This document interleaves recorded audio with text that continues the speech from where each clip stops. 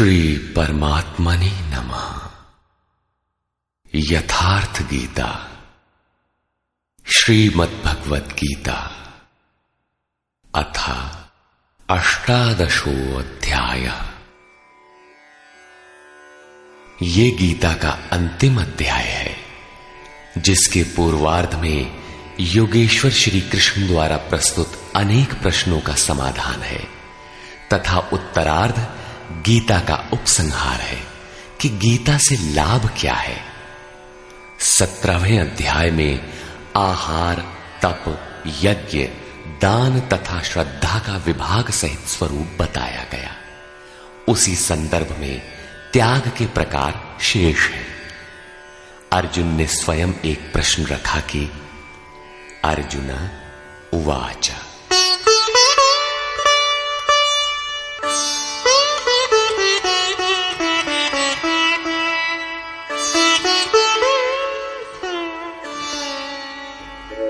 सन्न्यासस्य महाबाहो तत्त्वमिच्छामि वेदितुम् त्यागस्य च ऋषिकेश पृथक् केशिनिषूदन।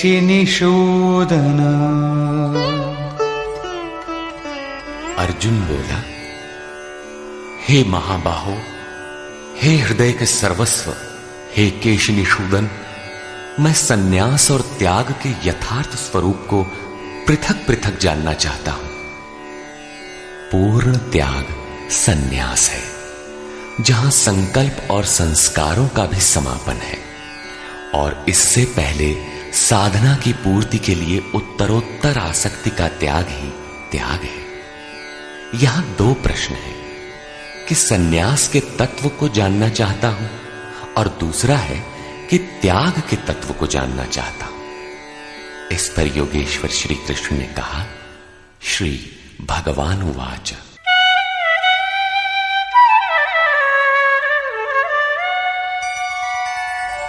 काम्यानां कर्मणां न्यासं सन्न्यासं कवयो विदुः सर्वकर्मफलत्यागं प्राहुस्त्यागं विचक्षणाः। अर्जुन, कितने ही पंडित जन काम्य कर्मों के त्याग को सन्यास कहते हैं और कितने ही विचार कुशल पुरुष संपूर्ण कर्म फलों के त्याग को त्याग कहते हैं। त्याज्यं दोषवदित्येके कर्म प्राहुर्मनीषिणः यज्ञदानतपः कर्म न त्याज्यमिति चापरे। कई एक विद्वान ऐसा कहते हैं कि सभी कर्म दोषयुक्त हैं, अतः त्याग देने योग्य हैं, और दूसरे विद्वान ऐसा कहते हैं कि यज्ञ, दान और तप त्यागने योग्य नहीं है। इस प्रकार अनेक मत प्रस्तुत करके योगेश्वर अपना भी निश्चित मत देते हैं।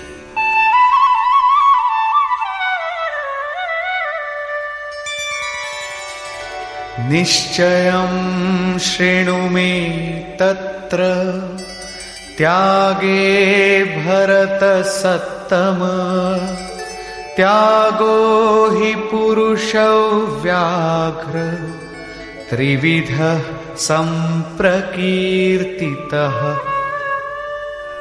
हे अर्जुन, उस त्याग के विषय में तू मेरे निश्चय को सुन। हे पुरुष श्रेष्ठ, वो त्याग 3 प्रकार का कहा गया है। यज्ञदान तपः कर्म न त्याज्यं कार्यमेव तत् यज्ञो दानं तपश्चैव पावनानि मनीषिणाम्। यज्ञ, दान और तप ये 3 प्रकार के कर्म त्यागने योग्य नहीं हैं। इन्हें तो करना ही चाहिए, क्योंकि यज्ञ, दान और तप तीनों ही पुरुषों को पवित्र करने वाले हैं। श्री कृष्ण ने 4 प्रचलित मतों का उल्लेख किया। पहला, काम्य कर्मों का त्याग। दूसरा, संपूर्ण कर्म फलों का त्याग। तीसरा, दोष युक्त होने के कारण सभी कर्मों का त्याग। और चौथा मत था, यज्ञ, दान और तप त्यागने योग्य नहीं है। उनमें से एक मत से अपनी सहमति प्रकट करते हुए कहा कि अर्जुन, मेरा भी यह निश्चित किया हुआ मत है कि यज्ञ, दान और तप रूप क्रिया त्यागने योग्य नहीं है। इससे सिद्ध है कि कृष्ण काल में भी कई मत प्रचलित थे, जिनमें एक यथार्थ था। उस काल में भी कई मत थे, आज भी है। महापुरुष जब दुनिया में आता है तो कई मतांतरों में से कल्याणकारी मत को निकालकर सामने खड़ा कर देता है। प्रत्येक महापुरुष ने यही किया है। श्री कृष्ण ने भी यही किया। उन्होंने कोई नया मार्ग नहीं बताया, बल्कि प्रचलित कई मतों के बीच सत्य को समर्थन देकर उसे स्पष्ट कर दिया।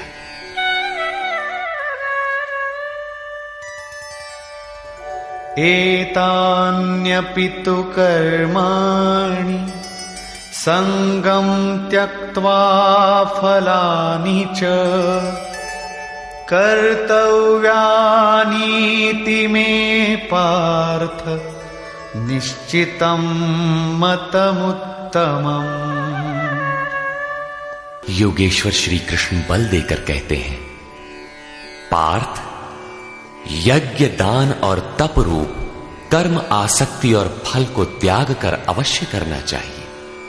ये मेरा निश्चय किया हुआ उत्तम मत है। अब अर्जुन के प्रश्न के अनुसार वे त्याग का विश्लेषण करते हैं।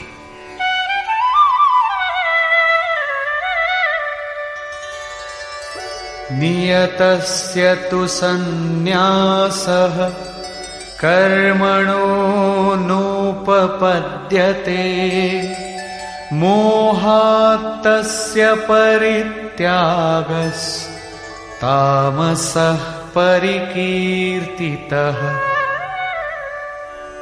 हे अर्जुन, नियत कर्म। श्री कृष्ण के शब्दों में नियत कर्म एक ही है, यज्ञ की प्रक्रिया। इस नियत शब्द को 8-10 बार योगेश्वर ने कहा। इस पर बार बार बल दिया कि कहीं साधक भटक कर दूसरा न करने लगे। इस शास्त्र विधि से निर्धारित कर्म का त्याग करना उचित नहीं। मोह से उसका त्याग करना तामस त्याग कहा गया है। सांसारिक विषय वस्तुओं की आसक्ति में फंसकर कार्यम कर्म अर्थात नियत कर्म एक दूसरे के पूरक है। इनका त्याग तामसी है। ऐसा पुरुष अधः गच्छति, कीट पतंग पर्यंत अधम योनियों में जाता है, क्योंकि उसने भजन की प्रवृत्तियों का त्याग कर दिया। अब राजस त्याग के विषय में बताते हैं। दुःखमित्येव यत्कर्म कायक्लेश भयात् त्यजेत् सकृत्वा राजसं त्यागं नैव त्यागफलं लभेत्।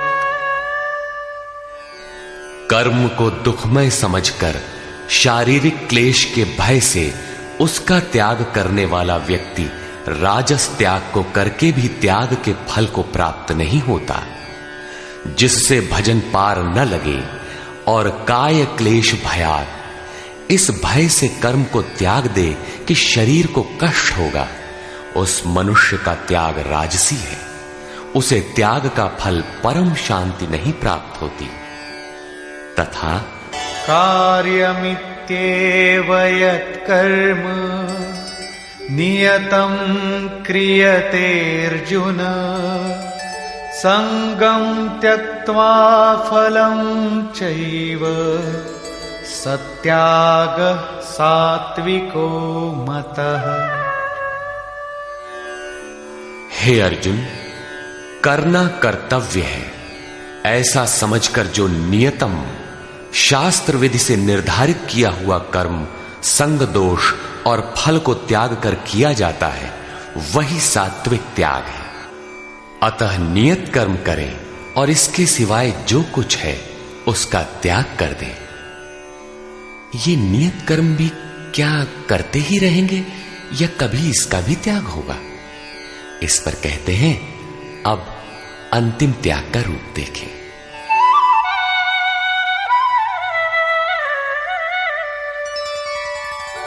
न द्वेष्ट्य कुशलं कर्म कुशले नानुषज्यते त्यागी सत्त्वसमाविष्टो मेधावी छिन्न संशयः। हे अर्जुन, जो पुरुष अकुशलम कर्म अर्थात अकल्याणकारी कर्म से, शास्त्र नियत कर्म ही कल्याणकारी है, इसके विरोध में जो कुछ है इसी लोक का बंधन है, इसलिए अकल्याणकारी है, ऐसे कर्मों से द्वेष नहीं करता और अकल्याणकारी कर्म में आसक्त नहीं होता, जो करना था वो भी शेष नहीं है, ऐसा सत्व से संयुक्त पुरुष संशय रहित, ज्ञानवान और त्यागी है। उसने सब कुछ त्यागा है, लेकिन प्राप्ति के साथ वो पूर्ण त्याग ही सन्यास है। हो सकता है और कोई सरल रास्ता हो? इस पर कहते हैं, नहीं। नहि देहभृता शक्यं त्यक्तुं कर्माण्यशेषतः यस्तु कर्मफल त्यागी सत्यागीत्यभिधीयते।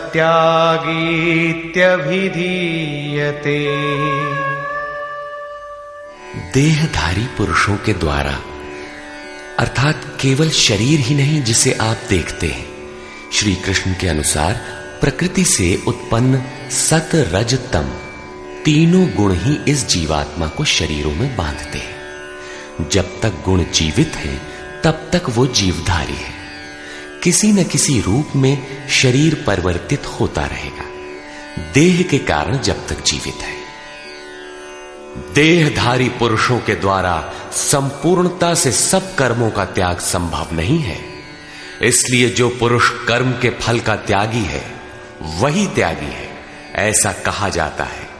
अतः जब तक शरीर के कारण जीवित हैं, तब तक नियत कर्म करें और उनके फल का त्याग करें, बदले में किसी फल की कामना न करें। वैसे सकामी पुरुषों के कर्मों का फल भी होता है।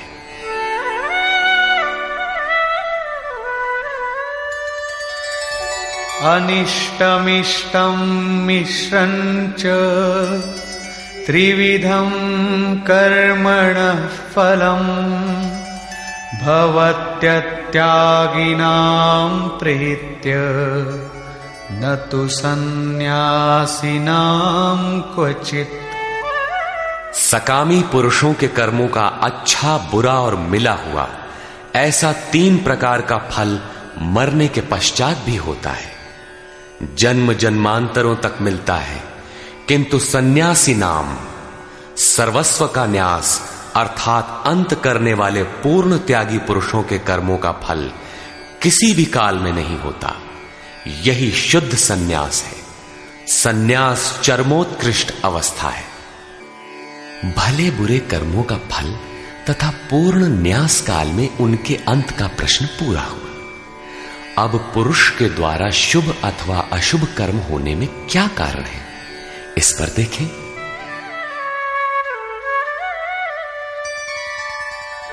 पंचैतानि महाबाहो कारणानि निबोध मे सांख्ये कृतान्ते प्रोक्तानि सिद्धये सर्वकर्मणाम्। हे महाबाहो, संपूर्ण कर्मों की सिद्धि के लिए 5 कारण सांख्य सिद्धांत में कहे गए हैं। उन्हें तू मुझसे भली प्रकार जान।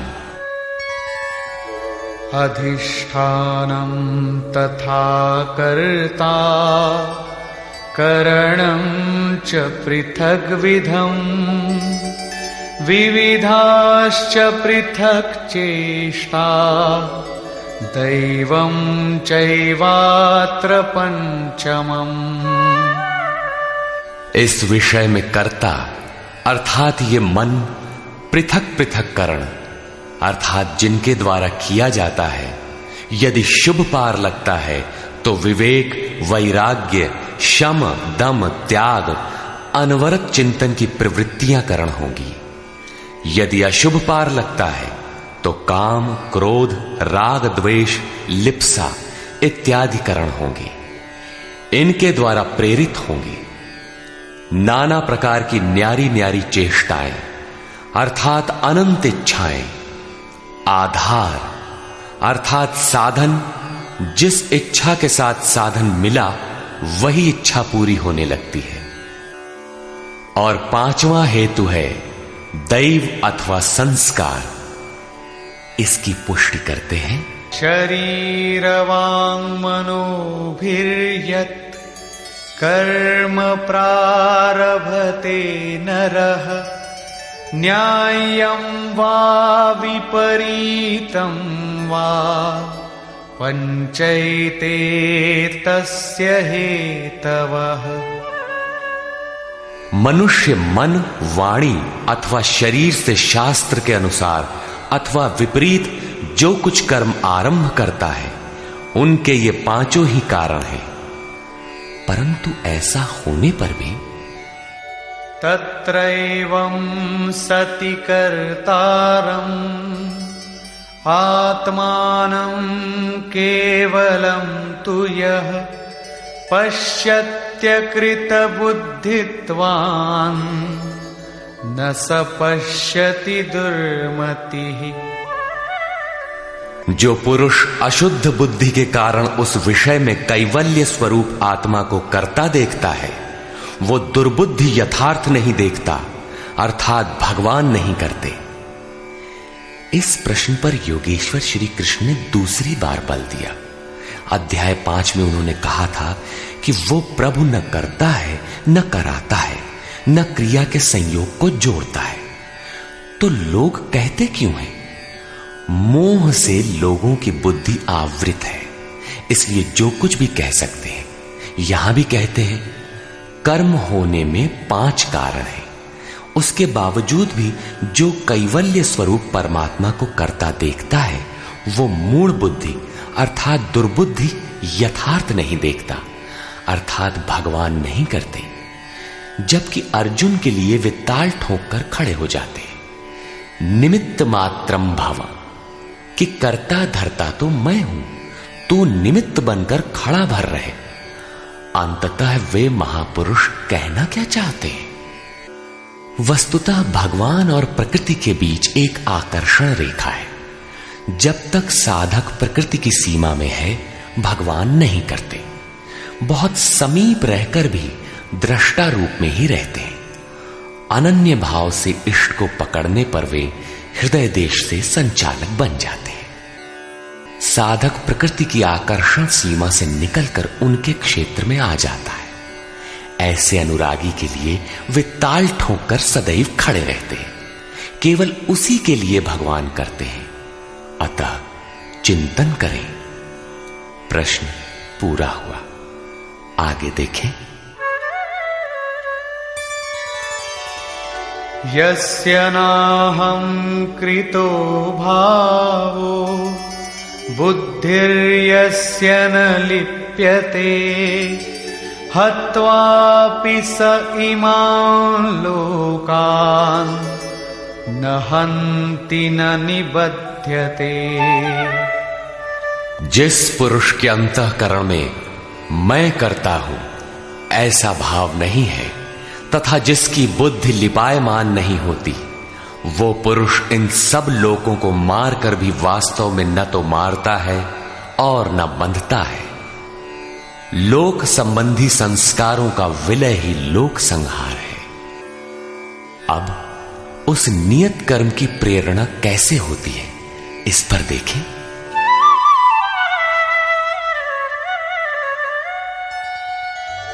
ज्ञानं ज्ञेयं परिज्ञाता त्रिविधा कर्म चोदना करणं कर्म कर्तेति त्रिविधः कर्म संग्रहः।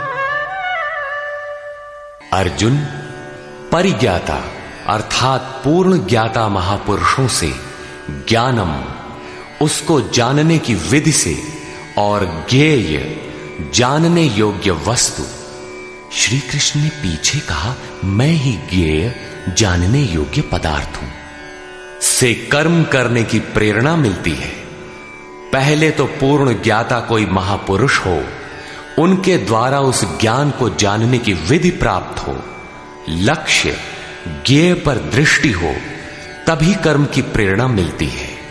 और कर्ता अर्थात मन की लगन, करण अर्थात विवेक, वैराग्य, शम, दम इत्यादि तथा कर्म की जानकारी से कर्म का संग्रह होता है, कर्म इकट्ठा होने लगता है।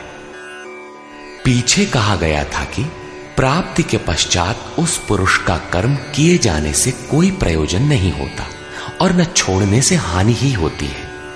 फिर भी लोक संग्रह अर्थात पीछे वालों के हृदय में कल्याणकारी साधनों के संग्रह के लिए वो कर्म में बरतता है। कर्ता, करण और कर्म के द्वारा इनका संग्रह होता है। ज्ञान, कर्म और कर्ता के भी तीन तीन भेद हैं। ज्ञानं कर्म च कर्ता च त्रिधैव गुणभेदतः प्रोच्यते गुणसंख्यानि यथावत् शृणुतान्यपि। ज्ञान, कर्म तथा कर्ता भी गुणों के भेद से सांख्य शास्त्र में तीन तीन प्रकार के कहे गए हैं, उन्हें भी तू यथावत सुन। प्रस्तुत है पहले ज्ञान का भेद।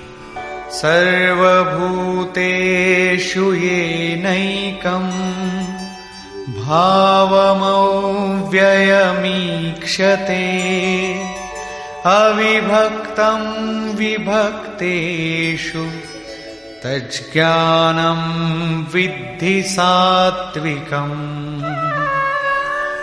अर्जुन, जिस ज्ञान से मनुष्य पृथक पृथक सब भूतों में एक अविनाशी परमात्म भाव को विभाग रहित एक रस देखता है, उस ज्ञान को तू सात्विक जान। ज्ञान प्रत्यक्ष अनुभूति है, जिसके साथ ही गुणों का अंत होना है। ये ज्ञान की परिपक्व अवस्था है। अब राजस ज्ञान देखें।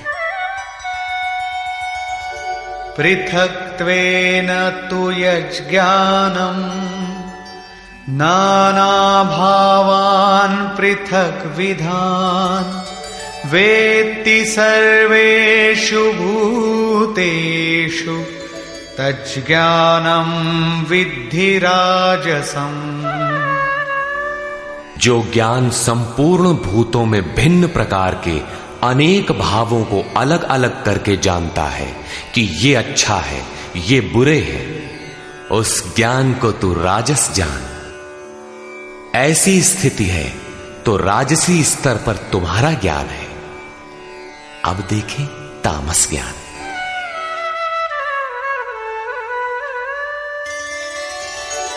यत्तु कृत्स्नवदेकस्मिन् कार्ये सक्तमहैतुकम् अतत्त्वार्थवदल्पञ्च तत्तामसमुदाहृतम्। जो ज्ञान एकमात्र शरीर में ही संपूर्णता के सदृश आसक्त है, युक्ति रहित अर्थात जिसके पीछे कोई क्रिया नहीं है, तत्व के अर्थ स्वरूप परमात्मा की जानकारी से अलग करने वाला और तुच्छ है, वो ज्ञान तामस कहा जाता है। अब प्रस्तुत है कर्म के 3 भेद।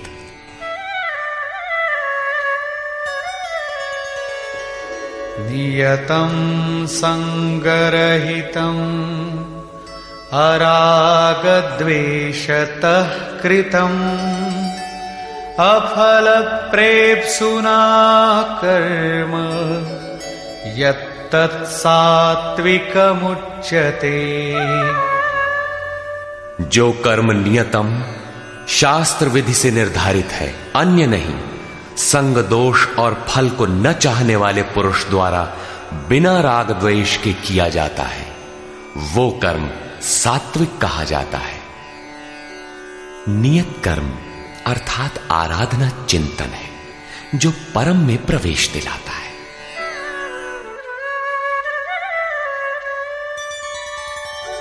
यत्तु कामेप्सुना कर्म साहंकारेण वा पुनः क्रियते बहुलायासं तद्राजसमुदारितम्। जो कर्म बहुत परिश्रम से युक्त है, फल को चाहने वाले और अहंकार युक्त पुरुष द्वारा किया जाता है, वो कर्म राजस कहा जाता है।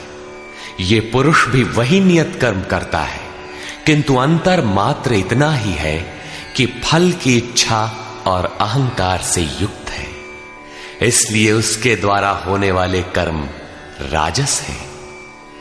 अब देखें तामस।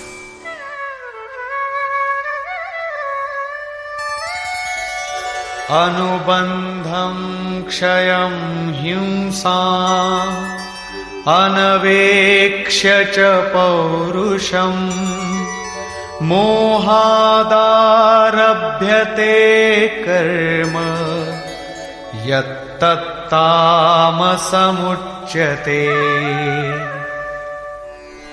जो कर्म अंततः नष्ट होने वाला है, हिंसा सामर्थ्य को न विचार कर केवल मोहवश आरंभ किया जाता है, वो कर्म तामस कहा है। स्पष्ट है कि ये कर्म शास्त्र का नियत कर्म नहीं है, उसके स्थान पर भ्रांति है। अब देखें कर्ता के लक्षण।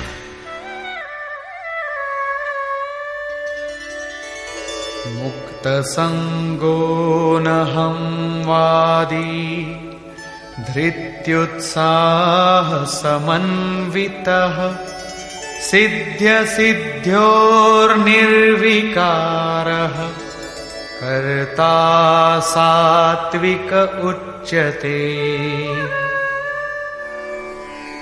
जो कर्ता संग दोष से रहित होकर अहंकार के वचन न बोलने वाला, धैर्य और उत्साह से युक्त होकर कार्य के सिद्ध होने और न होने में हर्ष शोक इत्यादि विकारों से सर्वथा रहित होकर कर्म में अर्थात अहिर्निश प्रवृत्त है, वो कर्ता सात्विक कहा जाता है।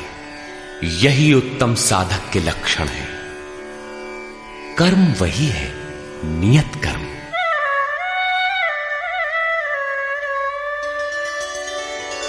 रागी कर्म फल प्रेप्सुः लुब्धो हिंसात्मको शुचिः हर्ष शोकान्वितः कर्ता